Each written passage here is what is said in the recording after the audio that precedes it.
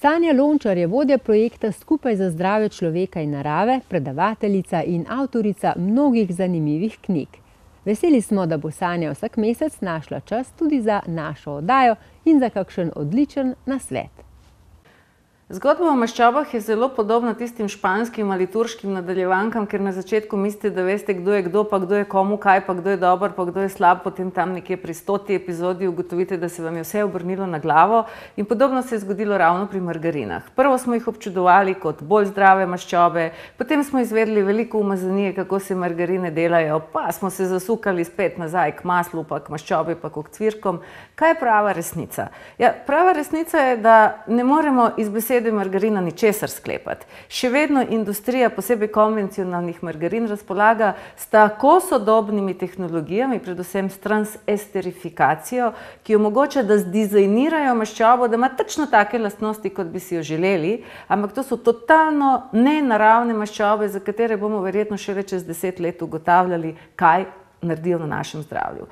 Po drugi strani, našemu telesu zelo v veliki meri primanjkuje omega-3 maščob in nekaterih drugih zelo dragocenih esencialnih maščob, zaradi katerih imamo vse več vnetij, vse več alergij, vse več težav z dobesedno vsako celico v telesu. Torej, rabimo več zdravih maščob, te pa lahko dobimo samo skozi hladno stisnjena olja, oreščke in podobna živila, recimo, ki jih vsebujejo. Nismo pa vsi ne vešči, ne navajeni tega, da bi takšno olje uživali na žlico. Zaradi tega je izbira recimo zdravih margarin, takih, ki se res delajo s hladno stisnjenimi olji, brez problematičnih emulgatorjev, brez barvil, brez tistih ejev, ki jih ne maramo videti. No, te margarine so še vedno zelo koristna in zelo zaželena živila. Ampak malo je treba vedeti o njih, da bi se lažje znajdli in izbrali to, kar potrebujemo. Ker je zgodba o maščobah dolga, res priporočamo domače branje knjigico Resnice in zmote o maščobah, kjer boste prebrali vse odtenke tega, o čem govorim. Zdaj pa, če na grobo pogledamo, eno od pomembnih nasvetov ali pomembnih informacij, ki jo rabite, je, da niso vse zdrave margarine primerne za vsako rabo. Tiste, ki vsebujejo veliko hladno stisnjenega repična, sončničnega ali olja orehov ali karitejevo maslo, to so zelo dragocena olja za naše telo, ampak Bog ne daj, da bi jih pogrevali, ker s tem jih bomo uničili in telo obremenili.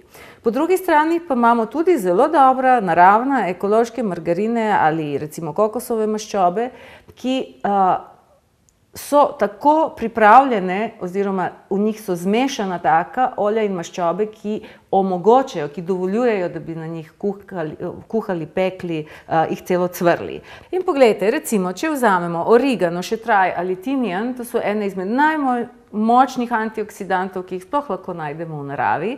Vse tri začimnice pa so znane tudi po tem, da delujejo močno protivnetno, da urejajo holesterol, da urejajo stanje v žilju, da zmanjšujejo vnetja na žilah, ob tem zelo okusne in okusa, ki smo ga vajeni.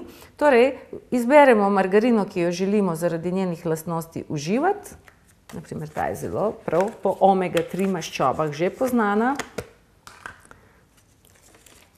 In je malo dodelamo po svoje.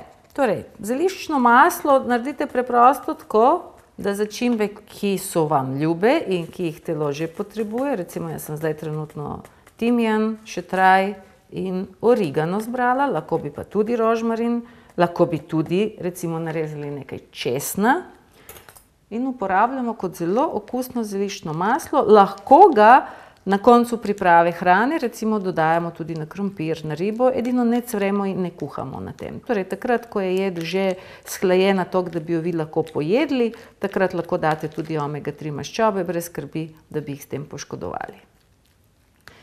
Kaj pa z maščobami oziroma z margarinami, ki prinesejo tudi, da jih segrevamo?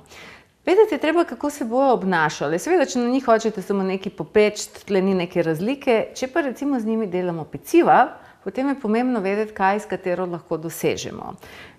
Če recimo želimo zamenjati maslo in dobiti vonj in konzistenco, kot da smo recimo peciva pripravljali z maslom, potem je res najboljši nadomestek gurmet, ker že vsebuje sirotko in jogurtove kulture in tudi po okusu se zelo približa maslu, le da je brez holesterola.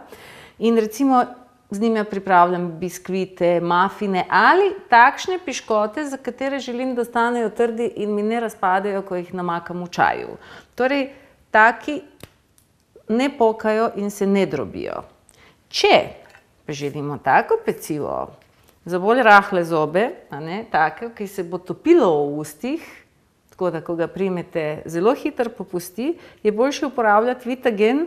Torej, za piškotke, za katere nočete porabiti veliko moči, da bi jih razprli, se odlično rahlo odnese Vitagen. Še en trik je, ki vam ga priporočam, in sicer te maščobe nikoli ni treba vstopiti, pa potem mešati z moko pa z ostalim. Najboljše jih je res na sobni temperaturi razpustiti, pa potem delati z moko pa za začimbam.